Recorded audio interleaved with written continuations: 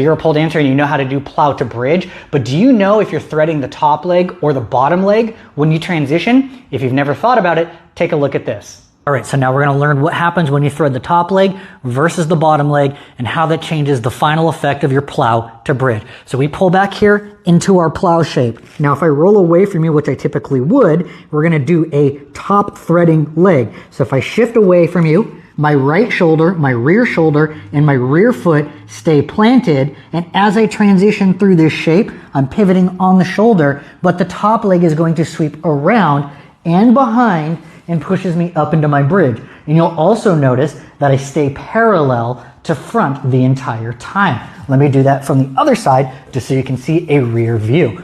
Boom, I pull back. Okay, this time my hips are gonna come towards the front. This is the rear view. Remember I said my bottom shoulder and my bottom leg stay planted, so the top leg sweeps around and behind, and they never lose contact with the floor, and they stay parallel to the front. Now, on the opposite side here, if we thread the bottom foot underneath, we come into this position right here. Move my microphone just a little bit, okay?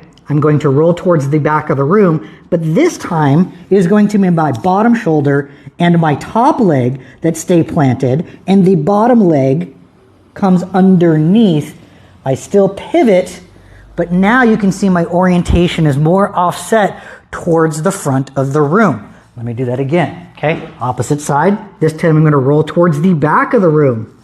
Bottom shoulder, top leg stay planted, bottom leg threads underneath as I pivot and I come up, okay? So it's almost like this action right here as I come underneath that pushes me up, yes, versus something here, it would actually be more of like a side plank where this top leg comes around and behind and pushes me up.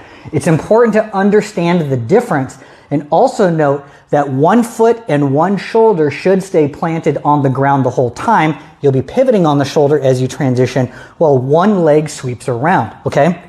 If you haven't thought about this and your feet are just dancing around the entire time, maybe you have something that looks like this, regardless of which one you do. You're like, here we go. And then you're like, I'm gonna reach and sweep, but it's 1, 2, 3, we're walking.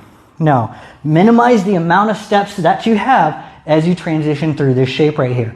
Think about it. You need to work on engaging the bottom shoulder and your obliques and driving this bottom foot into the ground so you have support so that you can pivot, sweep, transition, and then end in your bridge. If you'd like to learn more about advanced floor work with liquid motion, we have a 2.0 coming up this summer in person with me and Kim. That obviously means that you need to have taken Liquid 1.0 first, but from there you can do 2.0, heels, and even pole.